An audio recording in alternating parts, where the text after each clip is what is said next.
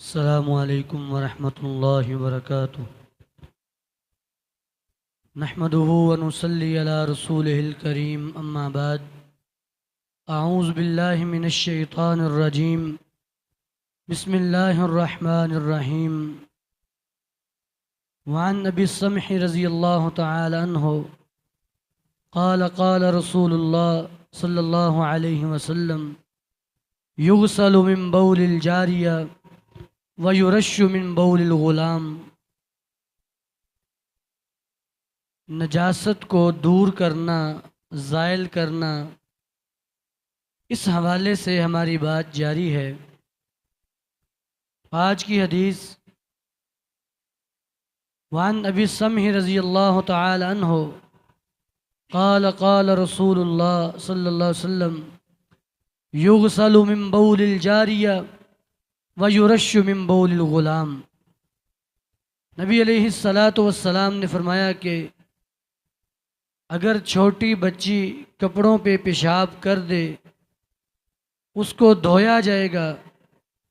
वयुरश्शु मिन बौलिल ग़ुलाम, और बच्चे के पेशाब से छींटे मार लेना ही काफ़ी है।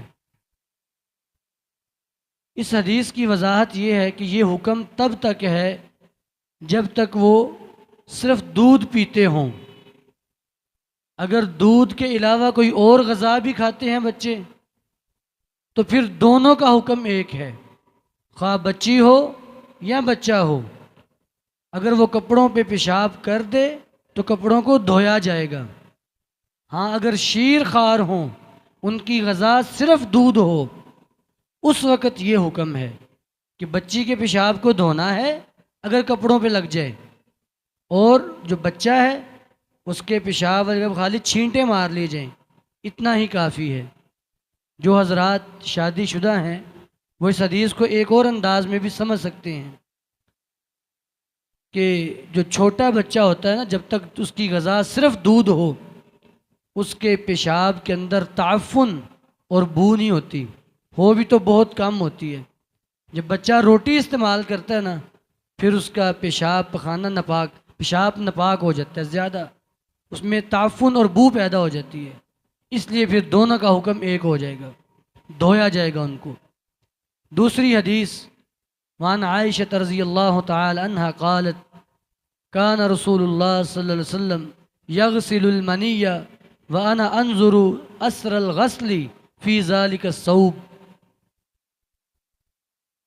अम्मा जी आयशा सिद्दीक़ा रज़ियल्लाहु तआला बयान फरमाती हैं कि नबी मुकर्रम सल्लल्लाहु अलैहि वसल्लम अगर आपके कपड़ों को कोई गंदगी लग जाती, जैसे मनी लग जाता या कोई और कोई गंदगी लग जाती, तो आप उस कपड़े को धो लेते।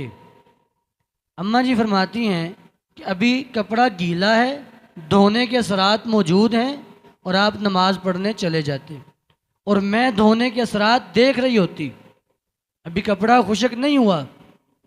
तो गोया कि अगर ऐसी कोई गंदगी चीज़ कपड़ों को लग जाए उसको धोया जाएगा।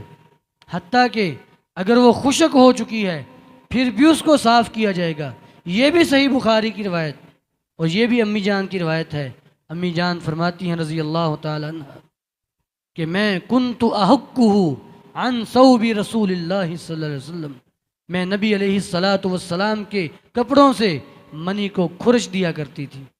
अगर वो खुशक हालत में हो फिर भी साफ़ किया जाएगा, अगर वो तर हालत में हो फिर धोया जाएगा, उसको साफ़ करके फिर नमाज पढ़ी जाएगी। तो ये भी नजासत है, इसको दूर करना ज़रूरी है।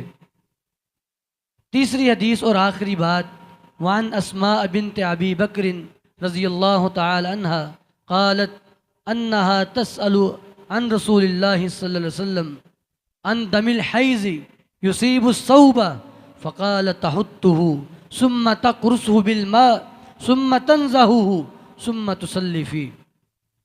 हज़रत अस्मा बिन्त अबी बकर रज़ियल्लाहु तआला अन्हा ने नबी अलैहिस्सलाम से सवाल किया, अल्लाह के रसूल, अगर कपड़ों को नापाक खून लग जाए, जो औरत का नापाक खून होता है, अगर वो कपड़ों को लग जाए, इसका क्या हुक्म है? तो आपने फरमाया कि उसको पानी के साथ अच्छे तरीके से धो लो। धोने के बाद फिर तुम उन कपड़ों में नमाज पढ़ सकते हो। तो गोया कि वो खून भी नजस है, ये नजासत है, इसको ज़ाइल करके फिर नमाज अदा करनी चाहिए। अल्लाह रब्बुल आलमीन हमें मिसाल समझने की तौफीक अता फरमाए। वाखिर दावाना अल्हम्दुलिल्लाहि रब्बिल आलमीन।